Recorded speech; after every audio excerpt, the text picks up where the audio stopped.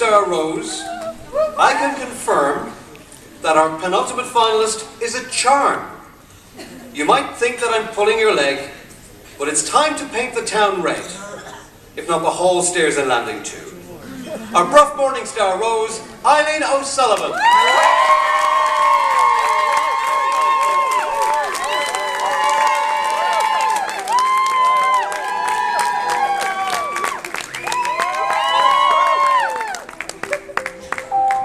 You're getting in the regal wave for the visit in May. A lot of practice. You are the Morning Star Rose. I am.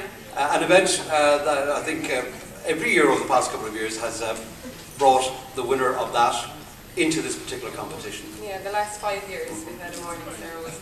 Basically there's a summer festival every year in Bruff, and one of the main attractions is the Morning Star Rose Festival. It's very similar to this, smaller. A lot of the businesses in the town and surrounding areas sponsor a rose, and it's a bit different. We were on the back of a trailer doing our interviews and party pieces, but it's basically the same thing. A similar experience. Similar. I want to offer congratulations. You got good news in the last couple of days. I did. When I filled out my forms for this, for the rose, I put down that I had applied for the HDIP. So I didn't find out until the 1st of April that I actually got it. And I'm delighted, and I'm going to be teaching English and Geography in Eibhlín.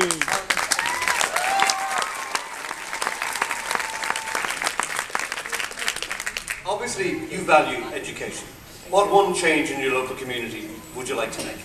Well, what I've put down in my form was a vibrant secondary school. I don't know if many of you know, but the FCJ Art School Vera is closing down in Bruff, and it's an absolute terrible loss to the community. I think a school really brings an atmosphere to the place, and not seeing the uniform in another year or so is just going to be very sad for the town in general. Well, so that's one thing I'd like to change. Who knows? That may be reversed. It may not be. The campaign goes on. Mum and Dad knew each other. They met in college, but they knew each other from somewhere else, didn't they? But they officially met in college. I've heard a lot of stories about how my parents met. You've been doing the research. I have.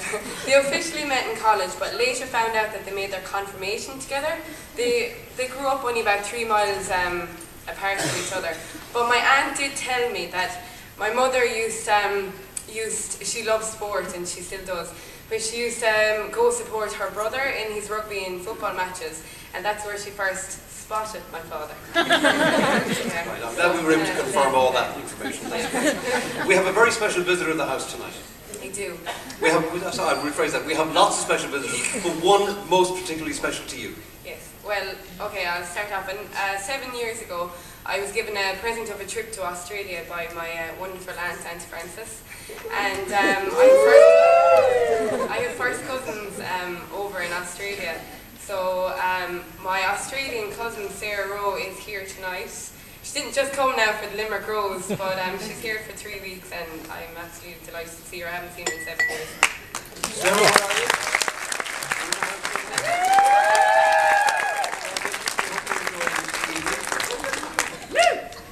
What qualities do you think a rose should have? Well, I do think a rose should have a good personality. They have to have people skills to be able to, talk to everyone. A good sense of humour, and also genuine, and they have to be themselves, because they are going to be a role model for many people, and little kids and everyone will look up to them. We were talking about your dad earlier, your mum and dad, and how they met. Dad gave you a marvellous little gift as a thank you for some painting and decorating recently. Well, I was living in Cork for 4 years, and I moved home after finishing my Masters. I moved home at the end of September. So I was preparing the house for Christmas, so I kind of went a bit wild and painted 3 bedrooms and a hall and stairs and a kitchen, and actually 2 weeks ago I painted our front room. But as a thank you, my dad gave me a Pandora bracelet with a rose charm. Oh, as a thank you, so thank you, Daddy. We heard earlier that you had met Helen Barry a couple of years back. I met Helen Barry in 2008. We got Helen's side of the story of how things started. Take me back to the launch of this particular event a couple of weeks ago in the Cream Room, when you were there with 15 other strangers, or who you thought would be strangers. well, I didn't think that I would know any of them. And the moment I walked in, well, Helen has dyed her hair since then, but I recognised her straight away, and I was like, oh my god. And I just went over and we clicked straight away again and started chatting away about America and everything. I was only there for 10 days, and she was great help and fed me in the first morning. It's funny how things come around again in full circle, as we've been describing earlier on. I just have time to ask you about the shopping centre incident. Will you pull my leg there?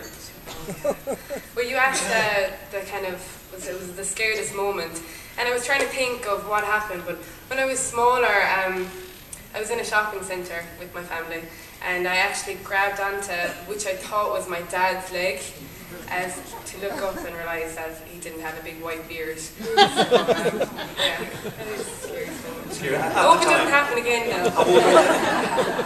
4 or 5, I'd say. Well, for a 4 or 5-year-old, it's a scary experience when you look up and expect to see your parent and they're not there. No. Now, we have come to the end of this particular journey. Yes. You're all in all the roses are in very fine gunas this evening, and you're going to do some dancing for us. I am. Will you be able to manage in the long guna? Yeah. You will. We have to change a few bits and pieces though, don't we? If you'd like to have a seat, sit down on the chair behind you, and I will attempt to put on some Irish dancing shoes.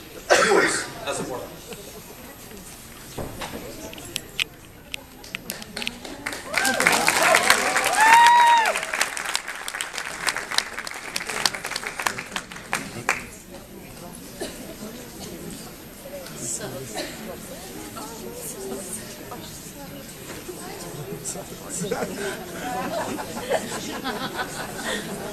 Talk amongst yourselves for a while, but just be a moment.